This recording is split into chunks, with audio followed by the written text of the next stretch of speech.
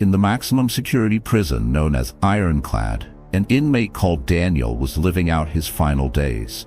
His body was failing him, worn down by the relentless march of terminal cancer.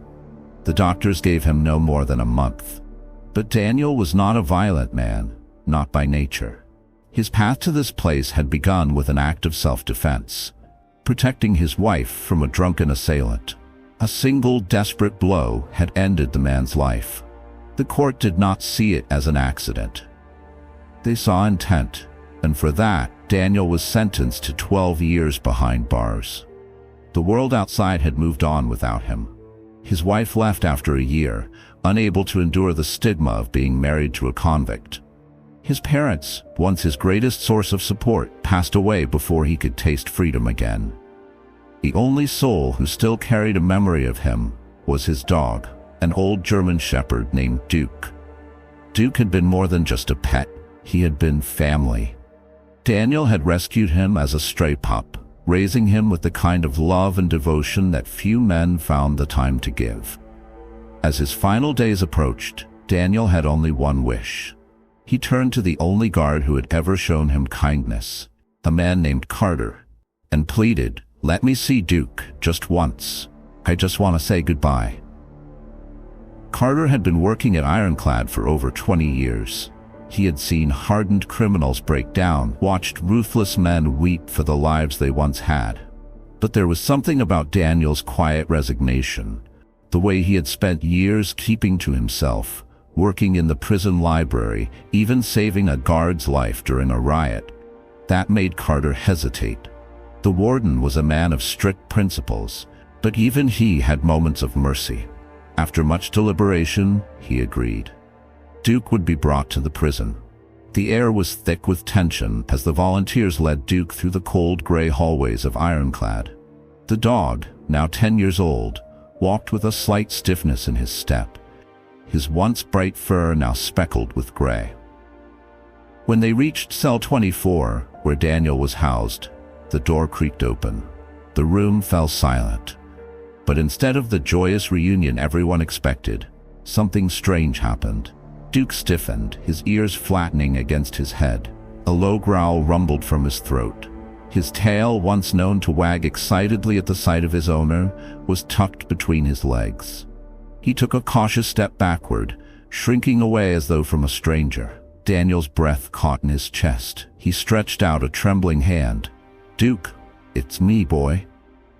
The dog only whined, his gaze darting between Daniel and the volunteers, confusion evident in his amber eyes. He did not recognize him. Carter, who had been watching from the doorway, frowned. He had been around long enough to know one thing. Dogs don't forget their people. Not unless something had erased that memory. "When was the last time you saw him?" Carter asked quietly. Daniel lowered his head, his voice barely above a whisper. 4 years ago. Back then, my wife, she still wrote to me, said he was doing fine." One of the volunteers, a young woman named Emily, went pale. She hesitated before speaking. "We rescued Duke from a shelter 6 months ago. His previous owner, well, your ex-wife, surrendered him. She told them his master had died, so she had given him up. And worse, she hadn't even let Duke know the truth. He had been abandoned, left to believe his owner was gone forever. Everyone thought the reunion had failed, that the bond between man and dog had been severed beyond repair. But then, Duke hesitated. He took a slow step forward, his nose twitched, taking in the scent of the man before him. Something was buried deep in his instincts, a memory fighting to resurface. His gaze softened, and then he shuddered. A small flickering light appeared in his eyes, like a spark struggling against the wind. A whimper escaped his throat, then another.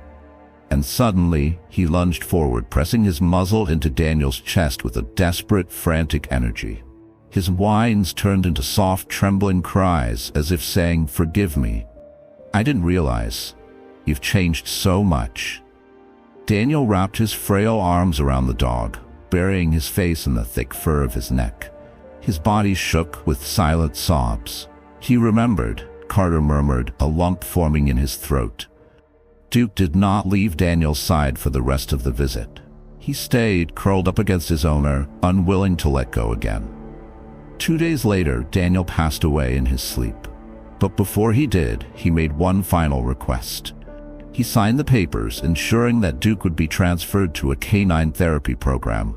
The dog would not be sent back to the shelter. Instead, he would stay. He would help others, men lost in a system that often forgot them. And so Duke became a beacon of hope in Ironclad.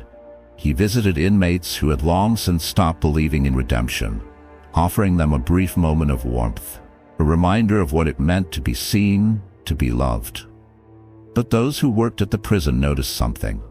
Whenever Duke walked past cell 24, the cell where Daniel had spent his final days, he always paused, just for a moment. His ears would perk up, his head tilting slightly, as if listening for something only he could hear. And then, every time, he would let out a soft whimper, as if saying hello.